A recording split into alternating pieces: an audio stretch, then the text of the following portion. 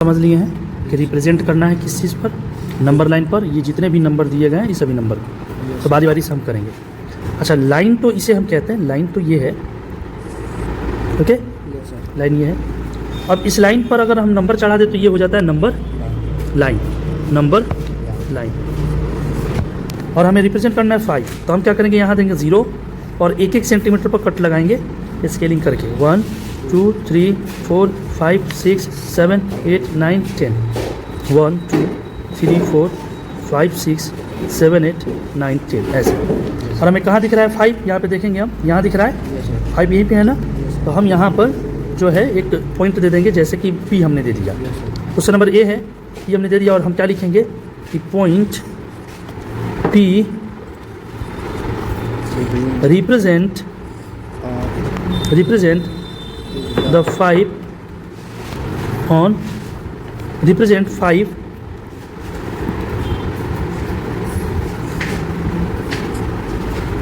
represent the number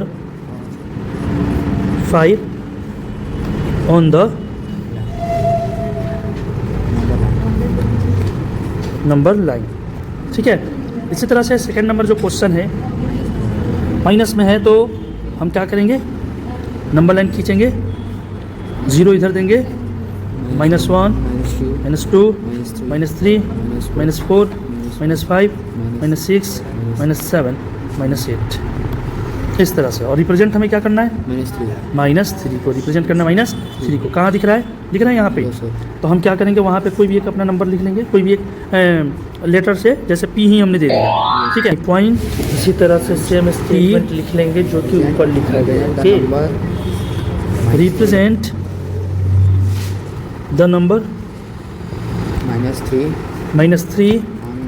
इसी तरह से अगला हम क्वेश्चन को कर पाएंगे, जैसे 2.5 है, ये माइनस नहीं है, ये 2.5 है। तो ठीक है, हम आगे अब जो है C नंबर के लिए तैयार है। क्वेश्चन नंबर C, क्वेश्चन जो दिया हुआ है वो कितना दिया था, 2.5। हालांकि यहाँ पे दिया था 5, क्वेश्चन दिया था इसमें 5 को रिप्रेजेंट करना है। ठीक है, इसमें मैंने 3 को रिप्रेजेंट करना है। ठीक है, और उसमें 2.5 है। क्या है, क्वेश्चन 2.5 है। तो फिर से हम क्या खींचेंगे, लाइन। चूँकि ये पॉइंट वाला मैटर है तो इसमें कुछ डिफरेंट नंबर को हम डालेंगे। पहले डाल दिया हमने 0, ठीक है 0, और हम जैसे पॉइंट है ना, तो 10 सेक्टर या 10 है ना खंड काटेंगे इसमें हम, 1 2 3 4 5 6 7 8 9 10, 10 पर लिखेंगे 1 यानी कि ओके।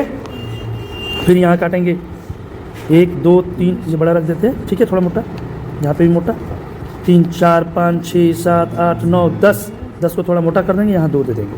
हालांकि और भी आगे है ना, तो इसको हम और आगे बढ़ा लेंगे। ठीक है, 1 2 3 4 5 6 7 8 9 10, यहाँ पे हम क्या देंगे, 3 दे देंगे। ठीक है, तो हमारा जो ये नंबर है वो किसके किसके बीच में है, यह नंबर जो है 2 और 3 के बीच में है ना, बिटवीन 2 और 3, 2 3 के बीच में है, इसलिए हम 2 और 3 तक लेके गए हुए हैं। ठीक है, बात आ रही समझ में। देखिए अब यहाँ पे समझिए, यहाँ पे जो ये खंड है ये तो 1 के जस्ट बाद है ना, तो इस वाले खंड को हम क्या कहेंगे, 1.1। इसी तरह से ये 1.2, तो ये 1.3 1.4 1.5 1.6 1.7 1.8 और 1.9 के बाद 2.0। इसी तरह से ये 2.1, ये 2.2, ये 2.3, ये 2.4, ये 2.5, ये 2.6, ऐसा ही है। हमें चाहिए क्या, 2.5 चाहिए ना, 2.5 चाहिए। 2.5 कहाँ है, यहाँ है ना, कौन सी लाइन है ये, वो 2.5 है, ये 2.5 है। हम एक यहाँ कोई लेटर से रिप्रेजेंट कर देंगे, जैसे यहाँ पे हम P दे देंगे, ओके, P दे देंगे, ठीक है ना, P दे देंगे। और क्या लिखेंगे, सेम यही स्टेटमेंट,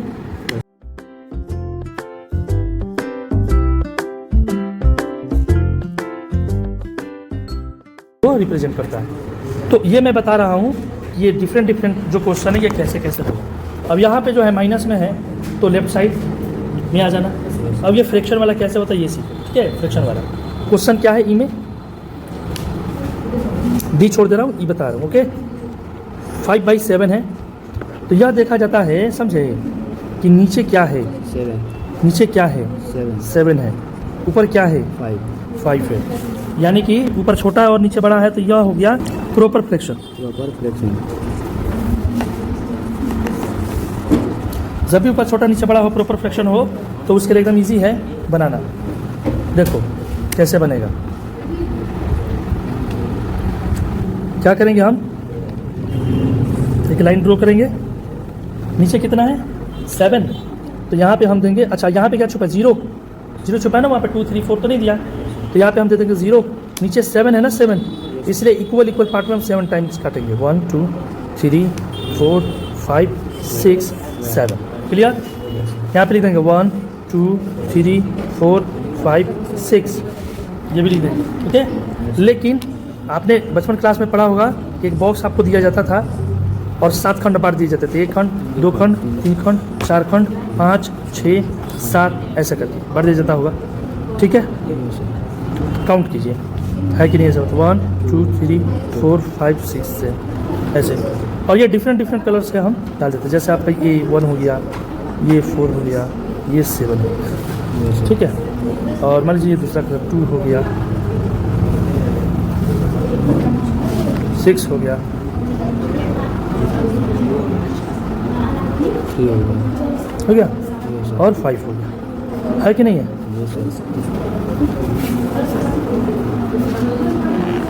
बॉक्स बनाया हूँ किस लिए समझना।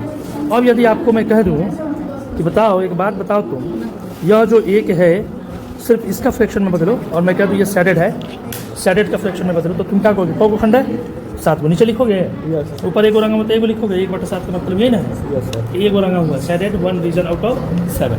तो उसी तरीके से ये 7 को खंड है 1 2 3 4, जिसमें पहला पार्ट 1 नहीं होगा, केवल 1 नहीं होगा, वो होगा 1/7। क्या होगा 7, तो 2/7, 3/7, 4/7, 5/7 और 6/7 हो गया। अब यहाँ पर बताओ 5/7 कहाँ दिख रहा है, क्या दिख रहा है, जहाँ पे मिल रहा है वहाँ हम क्या देंगे, नंबर, क्या देंगे नंबर, और क्या वही नोट करेंगे, स्टेटमेंट आ जाएगा, कोई मुश्किल। ठीक है, इस तरह से ये फ्रैक्शन बना चला जाता है। उसके बाद में फ्रैक्शन के बाद में ये भी फ्रैक्शन है, लेकिन ये इम्प्रॉपर है, क्या है, तो उसको पहले मिक्स में बदला जाना है, किसमें बदला जाना है, मिक्स में बदला जाना है। ठीक है, फिर यहाँ पे हम क्या करेंगे, लाइन बनाएंगे, लाइन हम लोग स्टेटमेंट लिख लेंगे, क्या लिखेंगे, अच्छा कौन पॉइंट जो है रिप्रेजेंट कर रहा है, P ना रिप्रेजेंट कर रहा है किस चीज़ को, 5/7 को, है ना, तो हम लिखेंगे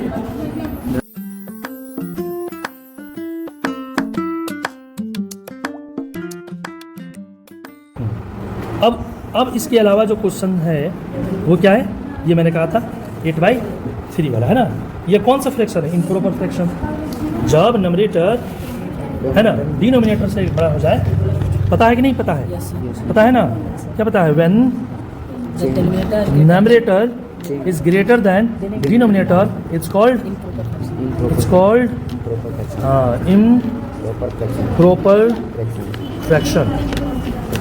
improper fraction। तो सबसे पहले हम चेंज करेंगे उसको मिक्स फ्रैक्शन में, किस फ्रैक्शन में, हाँ इसको चेंज करेंगे हम मिक्स फ्रैक्शन में, अब तब उसको जो है अपने लाइन पर उसको जो है रिप्रेजेंट करेंगे मिक्स फ्रैक्शन में। कैसे चेंज करते हैं, पहले क्वेश्चन नोट कर लेते हैं, यहाँ पे 8/3, ओके, एफ नंबर 8/3 कैसे चेंज करेंगे, तो चेंज करेंगे ऐसे, 8 है यहाँ, 3 से डिवाइड करेंगे, 3 2 जा 6 आया कि नहीं आया, रिमाइंडर कितना हुआ 2, तो बनेगा क्या फ्रैक्शन इसका, क्या बनेगा 2 होल 2/3 बनेगा ना, 2 होल 2/3, इसको हम साइड कर लेते हैं। ठीक है, इसको हमने साइड कर लिया। 8/3 का जो मिक्स फ्रैक्शन वो आया, वो कितना आया 2 होल 2/3, हाँ 2 होल 2/3। तो अब हमें इसको रिप्रेजेंट करना है नंबर लाइन पे, तो हम एक क्या करेंगे, फिर से लाइन खींचेंगे, तो यहाँ हम देंगे 0, और ये चूँकि 2 के बाद है ना, 2 से बड़ा है, तो हर बार नीचे कितना है 3, तो नीचे जो 3 है ना, तो देखेंगे आप यहाँ पर नीचे 7 था, तो हमने 7 सेक्टर बनाया, 1 2 3 4 5 6 7, ठीक है, ऐसा किया हमने। उसी तरीके से यहाँ पर यदि नीचे 3 आ रहा है तो हम 3 सेक्टर बनाएंगे, इक्वल सेक्टर, जैसे 1 2 3, बस हो गया। यहाँ पे हम क्या करेंगे, 0 है तो यहाँ पे आप दे देंगे हम 1, फिर 1 2 3, यहाँ पे हम दे देंगे 2, फिर 1 2 3, फिर यहाँ पे हम दे देंगे 3। ये जो नंबर है ये किस में है, तो बिटवीन 2 से बड़ा है 2 और 3, 2 और 3 के बीच में थी, यानी कि इसी में मिलेगा। चलिए ये जो फर्स्ट है ना, फर्स्ट यहाँ पे ये बनेगा आपका 2 होल, अब फर्स्ट खंड है तो फर्स्ट बाई 3 है ना। मैंने कुछ देर पहले भी आपको बताया था कि अगर इस तरह का हमारे पास एक बॉक्स हो और 3 खंड बना दिए जाएं और उसमें कोई भी एक खंड ऐसे शेडेड कर दिया जाए और आपसे पूछा जाए शेडेड पार्ट कितना है, तो आप क्या कहेंगे 1/3, कि 1 शेडेड पार्ट आउट ऑफ 3 है। तो 3 खंड में एक खंड की बात कर रहे हैं आप, कैसे 1/3। वैसे ही यहाँ पे 3 खंड है, 1 खंड 2 खंड और 3 खंड, तो 1/3 होगा। ये जो है ऊपर अब 2 होल 2/3, आपको क्या चाहिए था 2 होल 2/3 चाहिए था ना, हमें चाहिए था 2 होल 2/3, 2 होल 2/3 चाहिए था हमें। तो यहाँ पे है 2 होल 2/3 है ना यहाँ पर, तो हम इसको कोई पॉइंट दे देंगे है ना, कोई नाम दे देंगे, क्या दे देंगे पी दे दिए, यानी कि पी रिप्रेजेंट कर रहा है किस चीज़ को, 2 होल 2/3 को, किस चीज़ पर, नंबर लाइन पर करना है ना। तो यही वाला स्टेटमेंट हम इसमें भी लिख लेंगे, क्या लिखेंगे, पॉइंट पी रिप्रेजेंट्स 2 होल 2/3 है ना ऑन द नंबर लाइन। ये सभी में एस होगा क्योंकि पॉइंट अकेला है, सिंगुलर है ना, तो सिंगुलर है तो सिंपल प्रेजेंट टेंस में भी 5 लगता है, वर्ब का 5वां फॉर्म लगता है। यहाँ भी एस रहेगा, यहाँ भी एस रहेगा, यहाँ भी एस रहेगा, ग्रामर को भी ध्यान देना है, ठीक है ना। चलिए ये बात समझ में आ गया, कोई मुश्किल, ठीक है। अब जो हमारे पास अगला क्वेश्चन है वो हम नोट करेंगे फिर से।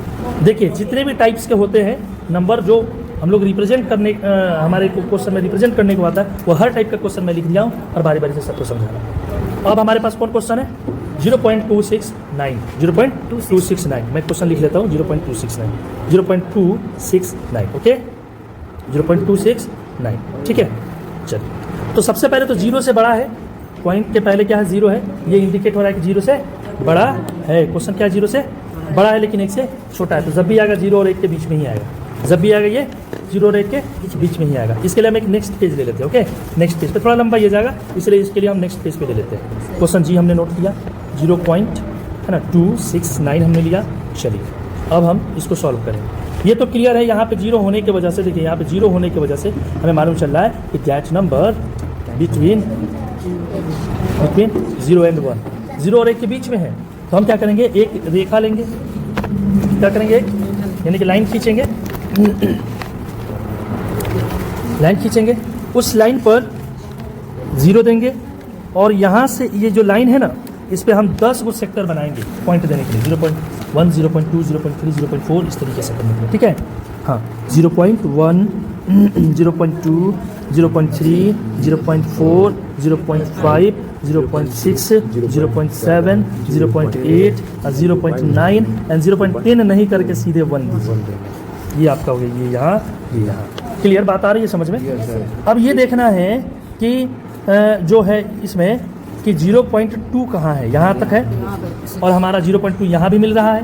तो हम ये तो पहले कह चुके हैं कि 0 और 1 के बीच में तो है, तो यहाँ पे है आपका 0 और यहाँ पे है 1, इसके बीच में ही आएगा, लेकिन हमें सिर्फ दिखाई दे रहा है 0.2। अच्छा अब अगर हम इसको देखें तो 0-1 के बीच में तो हम आ गए, 0.26 निश्चित है कि 0.2 से बड़ा है, 0.26 किससे बड़ा है 0.2 से, हाँ 0.2 से बड़ा है और 0.3 से छोटा है। तो 0.2 और 0.3 को ऐसे हम घेर लेंगे, घेर कर लेते हैं, बता रही है समझ में। इन दोनों को हम सर्कल कर लिए। अब हम क्यों किए हैं, क्योंकि अब हमें 0.26 को 2 और 3 के बीच में निकालना है। तो इसको हम है ना, इसको मैग्नीफाइंग ग्लास भी कहते हैं, नहीं होता है कि जूम करना। इस तरह से चित्र आप बनाइए या नहीं बनाइए, ऐसे करना कोई ज़रूरी नहीं है, ठीक है।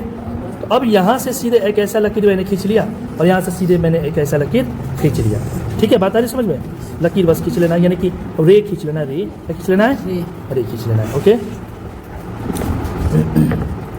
और 0.2 को यहाँ रखना है और 0.3 को यहाँ रखना है और इसके बीच में हम एक लाइन खींचेंगे, लाइन खींच लेंगे, यहाँ पे ये मोटा कर दिए, यहाँ पे ये मोटा कर दिए।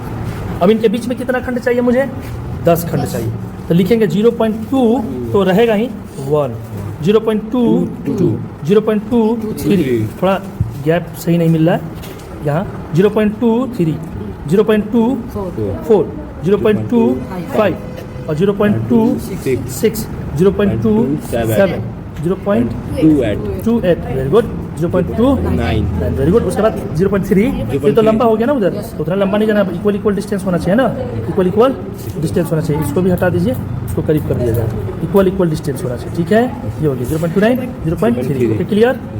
अब हम यहाँ पे यहाँ तक खींच लेंगे। इससे मालूम चला ना कि अगर आप पहले वो खींच लीजिएगा तो फिर आपको मिटाना पड़ जाएगा, ठीक है।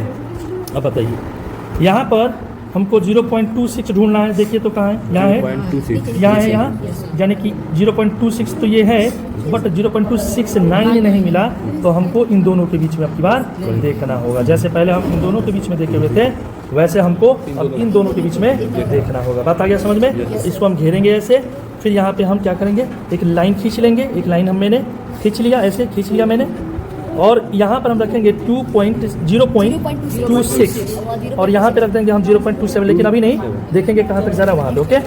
बात आ रही समझ में?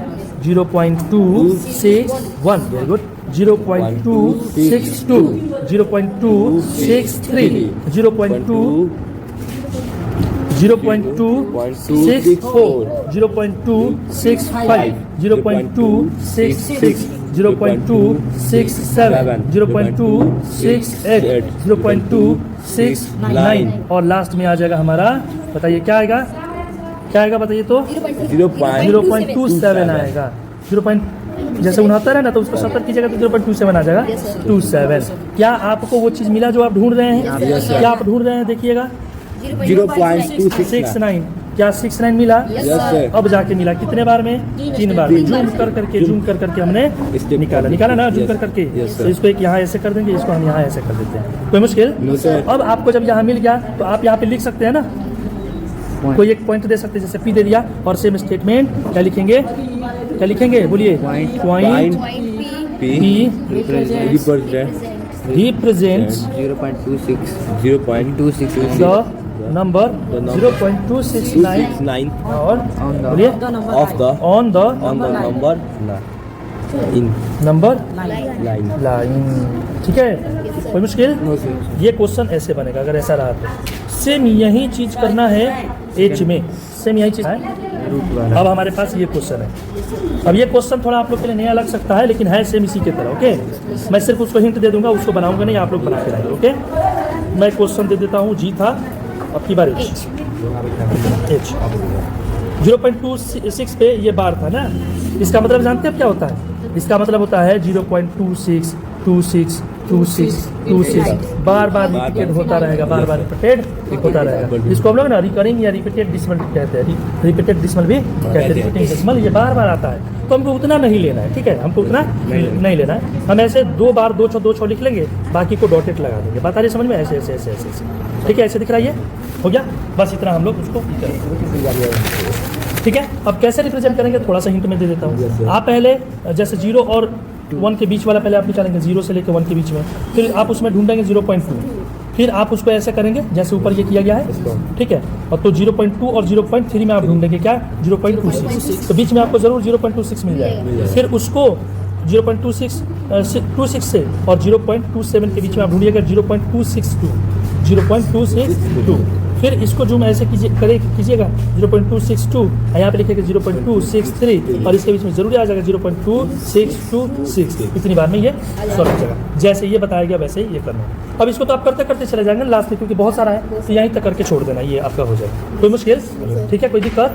चलिए H के बाद में अब ये थोड़ा सा रूट वाला है, ठीक है। देखिए यहाँ तक तो आप लोगों में आ सकता है, 6 में भी, 7 में भी, 8 में भी, लेकिन ये सारी जो चीज़ें वो 9th क्लास के लिए है। किस क्लास के लिए? 9th क्लास के लिए है। ये सब मैंने बताया, लेकिन स्पेशली ये 9th क्लास में ये और ये क्वेश्चन आता है, जिसमें एक का तो हिंट मैंने दे दिया, दूसरा मैं बना के दिखाऊंगा, ठीक है। इसके लिए एक अलग वीडियो मैं बना दे रहा हूँ, ओके।